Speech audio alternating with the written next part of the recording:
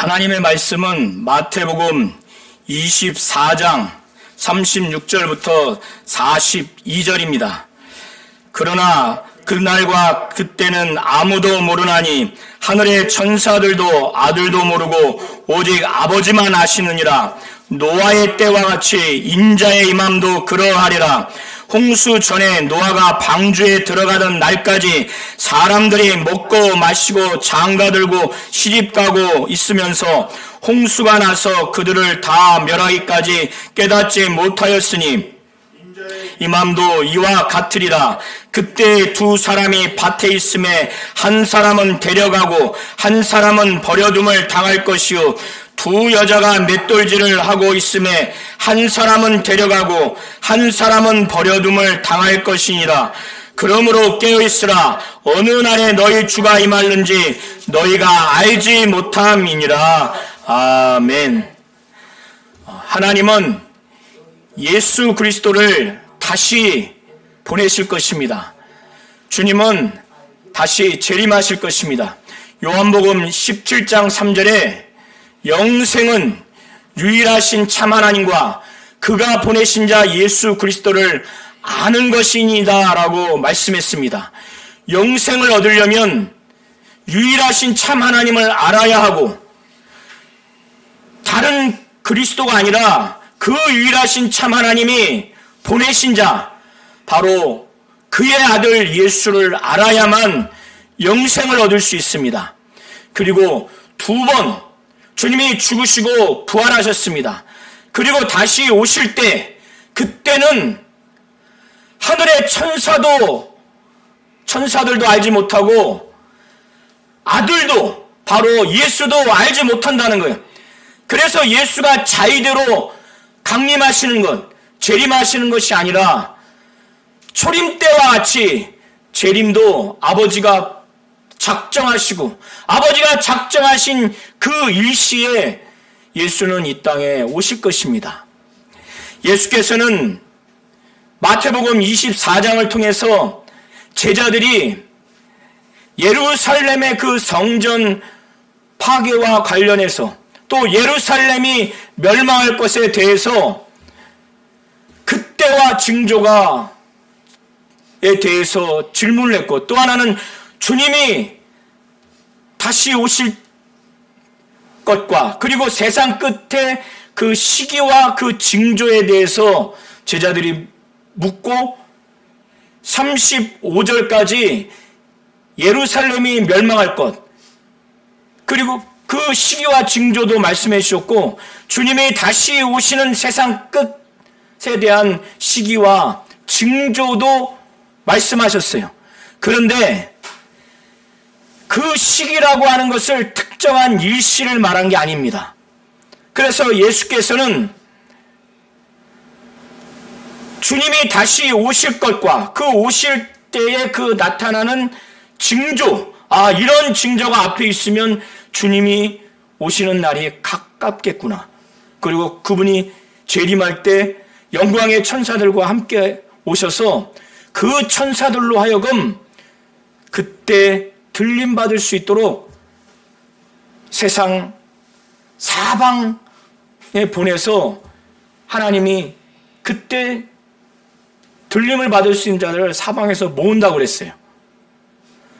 그래서 예수께서 35절에 천지는 없어질지언정 하늘과 땅은 나중에는 없어집니다. 하늘이 큰 소리가 나면서 없어져요. 땅에 체질이 물질들이 다 없어집니다. 새하늘과 새 땅이 오는 날이 언젠가는 옵니다. 그래서 우리의 신앙생활은 부활에 대한 신앙이 없으면 부활을 믿지 못하면 주님의 부활과 우리의 부활을 믿지 못하면 또 부활할 곳 저 하늘나라를 사모하고 믿지 못한다면 우리는 구원받을 수가 없어요. 우리가 갖고 있는 믿음이 다 헛됩니다. 아무 쓸모가 없어요. 우리의 전도하는 것들이 다 쓸모가 없어요. 주님이 재림하시지 않으면 우리는 부활할 수가 없습니다. 그래서 예수께서 자신이 재림할 것과 그 재림 전의 징조가 어떤 것일까에 대해서 천지는 없어지지만 내 말은 없어지지 아니한다고 이렇게까지 말씀하실 정도로 자신이 다시 오실 것과 그 앞에 징조에 대해서 이건 사실이고 반드시 이루어진다는 의미로서 천지는 없어질지언정 내 말은 없어지지 않는다. 영원토록 있다. 그리고 이것은 반드시 이루어진다. 라고 35절까지 말씀을 하시면서 그러나 때와 그날과 그때는 아무도 모른다는 거예요. 아무도. 재림 때 누가 오세요? 예수가 오시고 그때 영광의 천사들과 함께 오는데 정작 재림의 주역인 예수도 그와 함께한 천사들도 모른다는 거예요. 하늘의 천사들도 주님이 언제 오시는지 그날과 그때를 모른다는 거예요. 심지어 아들도 모른다는 거예요. 예수도. 그는 육신을 갖고 와서 아버지가 자신보다 크신 분이 바로 하나님 아버지라고 말씀을 하셨기에 오직 누구만 안다고요? 그날과 그때는 아버지만. 그래서 그리스도가 여기 있다. 그리스도가 저기 있다. 믿으면 안 됩니다. 몇 날, 몇 시에 어디에 온다. 다 거짓말이에요. 주님이 오실 때는 온 세상 사람들이 볼 수 있도록 전 세계적인 사건으로 주님은 오시는 겁니다. 그래서 그때를, 그 날과 그때를 하늘의 천사들도 알지 못하고 아들도 알지 못하고 오직 아버지만 안다라고 말씀하시면서 구약의 두 사건을 말합니다. 그것은 주님의 인자의 임함이 노아의 때와 같다는 거예요. 그리고 누가복음 17장 보면은 소돔과 고모라에 하나님이 너무나 죄악이 많기 때문에 심지어는 남자를 성적으로 폭행하려고 하는 그런 범죄까지 하기 때문에 소돔과 고모라를 심판을 하나님이 작정하시고 심판했어요. 이게 누가복음 17장에 나와 있는 소돔과 고모라에 불과 유황을 막 비 내리듯이 내렸어요. 그런데 이 두 사건에 아무도 그때를 알지 못했다는 거예요. 창세기 6장부터 7장까지 노아의 홍수 사건이 기록되어 있습니다. 하나님이 이 세상에 사람 지은 것을 한탄했어요. 그래서 죽이기로 작정했어요. 세상에 죄악에 관영하니까 그 사람만 죽이는 것이 아니라 소수의 동물들, 소수의 그 노아와 그 직계 자손 외에는 다 죽이기로 하나님이 작정을 하셨습니다. 그래서 하나님을 인간들이 볼 때 입장에서, 인간의 고집스러운 입장에서 인간적인 시각에서 하나님에게 사랑을 요구하지 마세요. 구약과 신약 전체를 보면 하나님은 공의의 하나님이시고 사랑의 하나님이세요. 그래서 하나님은 사람 지은 것을 한탄했습니다. 그래서 노아에게 말씀을 하셨어요. 그 말씀을 하셔서 방주를 짓게 했습니다. 방주를 짓는 길이 그 재료를 사용하고 그걸 어떻게 하는지를 다 가르쳐 줬어요. 그런데 이 방주를 몇 년 동안 지었냐면 120년 동안 지었습니다. 120년 동안. 이 노아 당시에는 사람들이 굉장히 오래 살았어요. 이 노아의 홍수 사건이 발생할 때 노아는 600살이었습니다. 노아의 방주를 120년 동안 지었으니 이 짓는 동안에 노아의 가족, 직계 가족 말고는 나머지 사람들이 120년 동안 피난했을 거예요. 배를 왜 저 모양으로 짓느냐? 몇 가족 안 되는데 저렇게 크게 짓느냐? 이렇게 땡볕더위에 10년이 지나도, 그들이 볼 때 10년이 지나도 비가 당신들이 말하는 것처럼 어마어마하게 내리지도 않는데 100년이 지났는데도, 그러면 이게 믿어지겠습니까? 그런데 120년 동안 지은 다음에 40일을 밤낮 하늘이 물의 근원이 완전히 터진 것처럼 40주야를 비가 내려서 이 세상에서 가장 높은 산까지 다 잠겨버린 거예요. 그리고 나서 다 죽었습니다. 그런데 이 노아의 이 가족을 향해서 하나님이 하나님의 메시지를 다 거부했죠. 그때 사람들은 120년 동안 생각을 해보세요.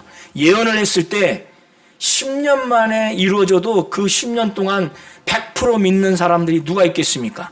그것도 세상 사람들은 더 비웃겠죠.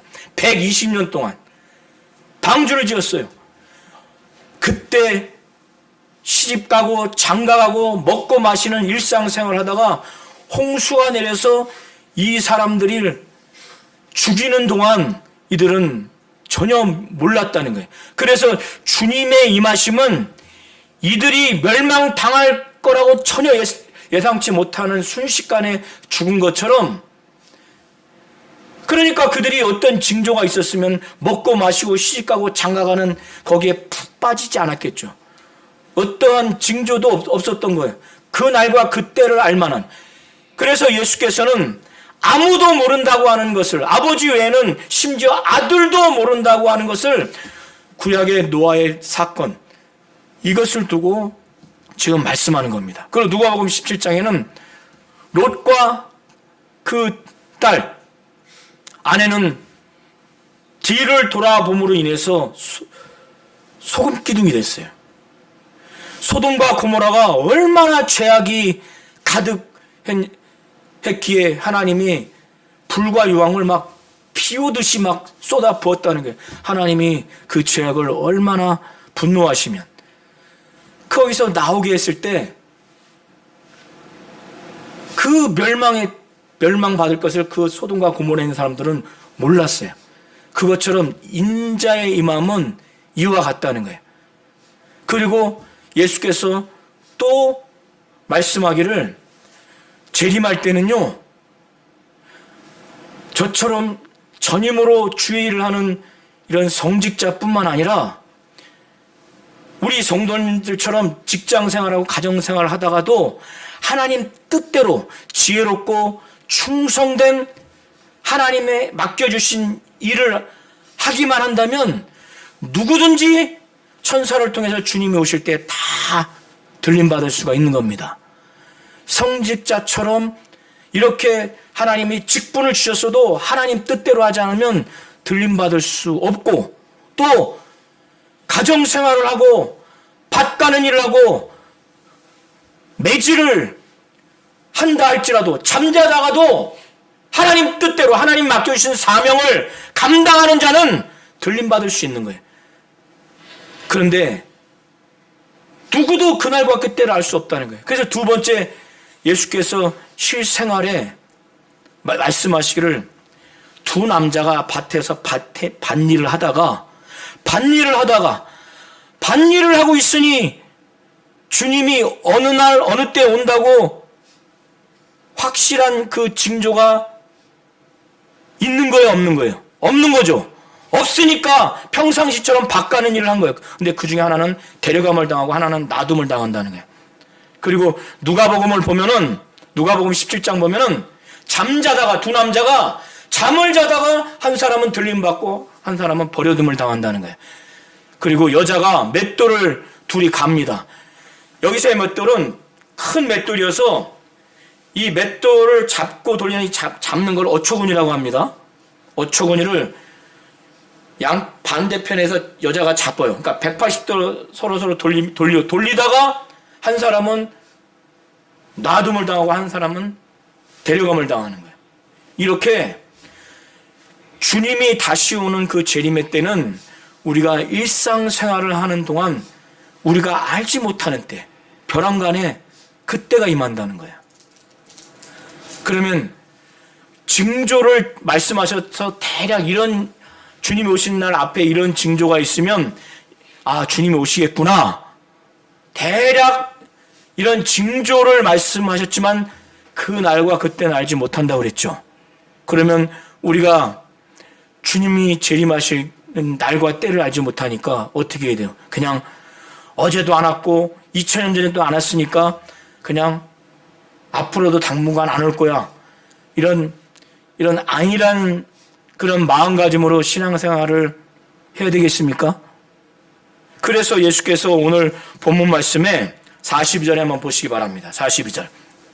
자, 42절만 다시 한번 합독하시겠습니다. 42절.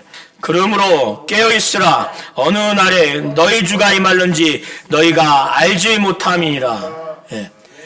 그 날과 그때를 알지 못한다 할지라도 깨어있으라는 거예요.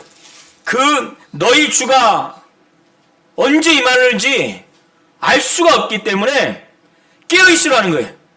노아의 그 사건 때, 노아의 때 홍수가 나서 방주에 들어간 노아와 그 직계 가족 외에는 전부 다 멸망했는데 그들이 멸망할 때를 알지 못했어요. 주님의 때는 그렇게 임한다는 거예요. 롯과 그의 딸 소돔과 고모라에서 나올 때 유황과 불이 막 비같이 내릴 때 멸망받는 사람들도 그 멸망받는 때를 알지 못했어요. 그래서 예수께서는 깨어있으라는 거예요. 두 남자가 자고 있다가 한 사람은 데려감을 당하고 한 사람은 놔둠을 당하고, 밭에서 밭일을 하는 두 남자가 한 사람은 데려감을 당하고 한 사람은 놔둠을 당하고, 두 여자가 맷돌을 잡고 돌다가 맷돌을 돌리는 일을 하다가 돌리다가 한 사람은 데려감을 당하고 한 사람은 놔둠을 당한다는 거예요. 그렇게 주님의 재림하심은 그 날과 그 때를 알지 못한다는 거예요. 그러면 어떻게 해야 되느냐? 어제도 안 왔고 2000년도 안 왔으니까 앞으로도 당분간 그냥 느긋하게 아니라는 거예요. 깨어있으라는 거예요. 깨어있으라는 거예요.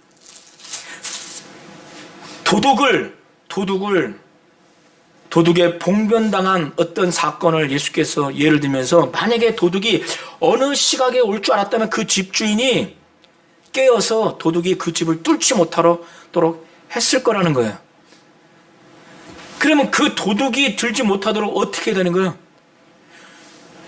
교대 순번을 쓰든 어떻게 하든 도둑이 들어오지 못하도록 항상 깨어있으라고 말씀하시면서, 그러므로 인자가 도둑같이 온다는 거예요. 인자가 도둑이라는 것이 아니라 나 도둑이니까 오늘 얼마를 내가 싹쓸이 할 테니까 몇 날 몇 시에 옵니다 이렇게 예고하고 오는 도둑이 있어요? 없죠. 도둑이 그날과 그 시를 알려주지 않고 불시에 들어오는 것처럼 주님이 임하실 때, 재림하실 때가 그와 같다는 거예요. 그래서 데살로니가 전서 5장 1절에도, 베드로후서 3장 10절에도, 또 요한계시록 3장 3절과 요한계시록 16장 15절에도 주님은 도둑같이 온다 이렇게 표현하고 있어요. 계시록 3장 3절과 계시록 16장 15절에는 예수께서 자신이 친히 말해요. 나는 도둑같이 올 것이다. 도둑같이. 그래서 도둑같이 올 때 우리가 할 수 있는 건 어떻게 해야 돼요? 깨어 있어야 되는 거예요. 경건해야 되고 신령해야 되고. 마가복음과 누가복음을 종합해서 보시면 오직 인자 앞에 서도록 항상 기도하고 깨어 있으라는 거예요. 그리고 주의하라는 거예요. 깨어 있으라는 거예요. 누가복음을 보시면 예수께서 말씀하시기를 마음이 둔해진다는 거예요. 주님의 재림을 믿지도 않고 기대하지도 않는 상태가 될 수 있는데, 이 상태로 만드는, 마음이 둔하게 만드는 게 뭐라고 말씀하시냐면 생활의 염려, 방탕함, 술 취함이라는 거예요. 방탕함, 술 취함, 생활의 염려가 뭐예요? 저 하늘나라에 대한 사모함이 있으면 술 먹고 술 취하는 사람이 있어요? 방탕하게 생활하는 사람이 있어요? 생활의 염려에 빠져서 사는 사람이 있어요? 다 이 땅에, 이 땅의 삶이 괴롭고 이 땅의 삶을 어떻게 하든지 향락하면서 누리고 이 땅에 올인되어 있으니까 생활의 염려에 팍 빠져드는 거예요. 그럼 마음이 둔해지는 거예요. 저 영광의 부활에 대한 믿음도 소망도 없고, 소망이 없어서 나중에는 이제 믿음도 없어요. 주님이 다시 오실 것이라고 하는 것에 대한 기대감도 없고 믿음도 없어. 그리고 이 세상이 좋고 이 세상의 기쁨을 누리고 그 기쁨을 더 극에 달하기 위해서 어떻게 빠져요?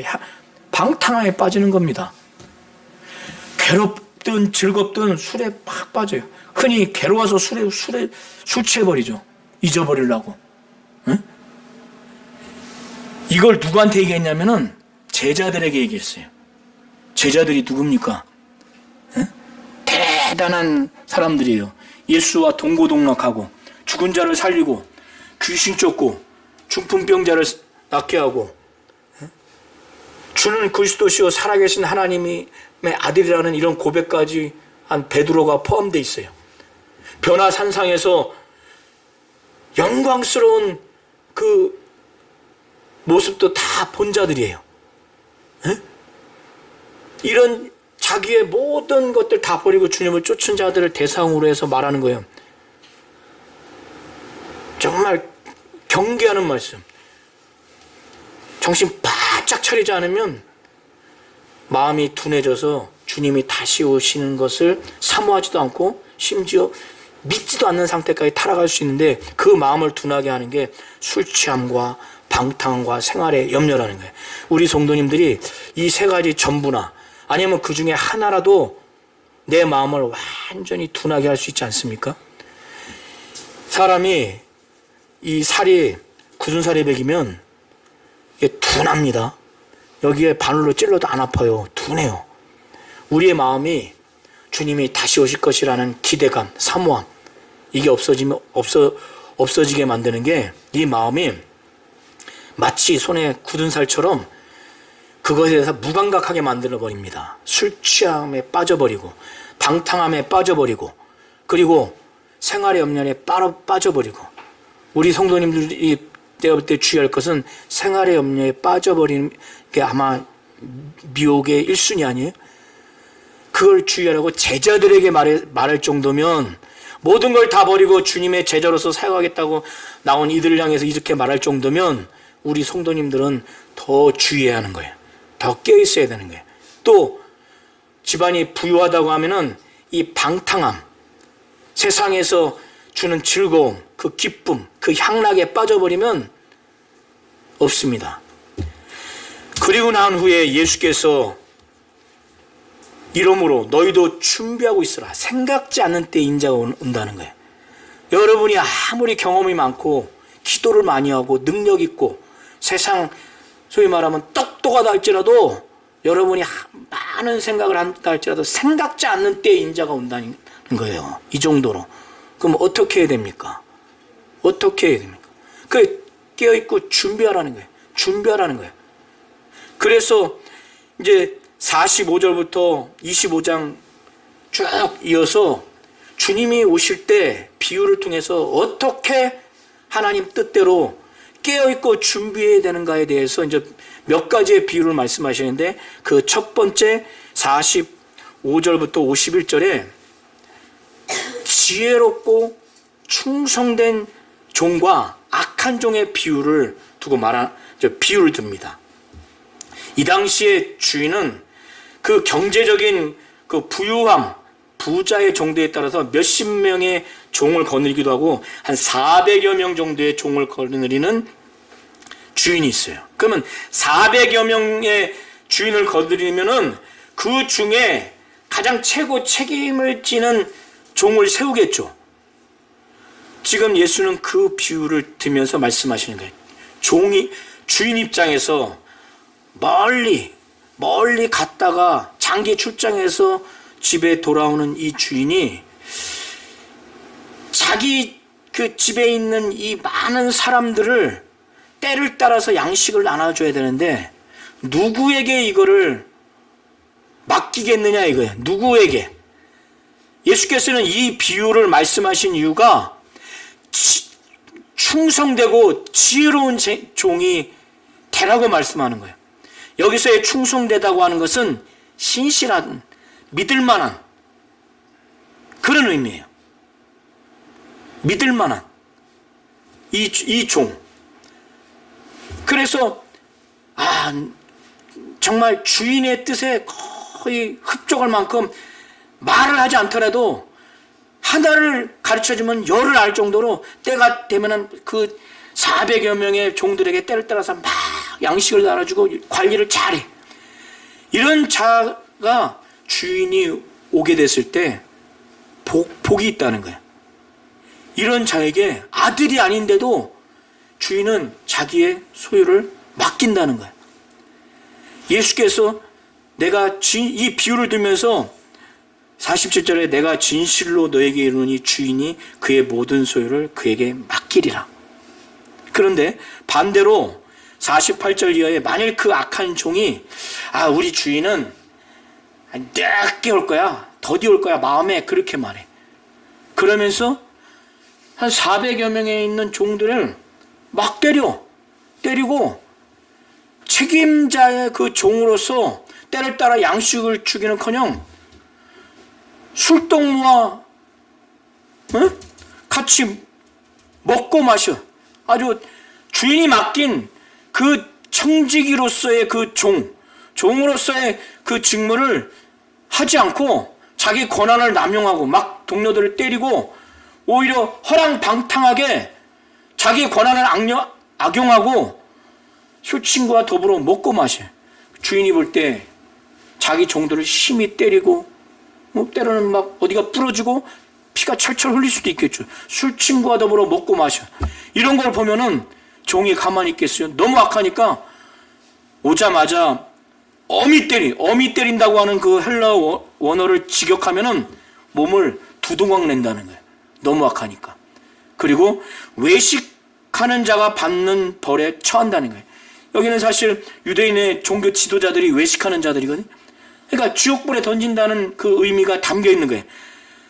얼마나 공포스럽고 얼마나 괴로움이냐면 거기서 슬피 울며 이를 간다는 거예요. 이렇게 예수께서 깨어있고 준비해야 한다고 하는 이 재림의 그 신앙생활을 제자들이 잘 해야 한다고 차원에서 깨어있고 준비해야 되는 그 재림의 신앙의 자세의 첫 번째 예를 든 게 지혜롭고 충성된 종과 악한 종을 비유하면서 지혜롭고 충성된 종은 주인이 맡겨준 그 뜻대로 그 의도대로 그걸 충실하게 해 나간 종이에요. 이런 자가 되기를 원하는 거예요. 그때 이런 자가 복이 있고 주인이 그에게 소유를 맡긴다고 한다는 거예요. 이렇게 최고의 보상을 받는 거죠. 그러나 악한 종은 사지를 두동강 내고 외식자가 받는 벌에 처한다고 하고 슬피 울며 이를 간다고 하는 그 악한 종, 주인의 그 뜻과 계획과 의도에 반하는 그러한 직무유기를 했을 때 그 형벌의 아주 처참함을 말해주는 겁니다. 이 비유를 통해서 제자들에게 무엇을 말하냐면 하나님 뜻대로 주님이 내가 언제 올지 그 날과 그때를 알지 못하지만 그때까지 정신 바짝 차려서 하나님 뜻대로 하나님이 원하시는 대로 그가 맡겨주신 사명과 소명을 그가 맡겨주신 그 일을 잘 감당했을 때는 큰 상을 받지만 주님이 더디 오실 거야. 마음이 둔해져서 방탕함과 술 취함과 생활의 염려로 주님이 더디 오실 거야. 그 믿는 것, 자주 오실 것이라는 것도 이제 나중에는 믿어지지 않는 불신앙 상태가 돼버리면 아주 끔찍한 형벌을 당할 것이라고 하는 것을 말씀하는 겁니다.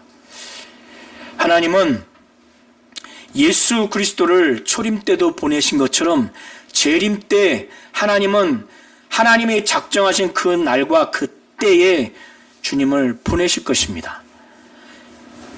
아무도 그 날과 그 시를 알지 못해요. 하늘의 천사들도 알지 못하고 심지어 예수 자신이 말하잖아요. 나도 모른다. 아들도 모른다. 그러니 그날과 그때를 알려고 하는 것 자체가 하나님 뜻에 반역하는 겁니다. 하나님 뜻에 반대하는 거예요. 주의 말씀에 거역하는 겁니다. 그날과 그 시를 말하는 자는 하나님 뜻에 반하고 불순종하는 것이에요.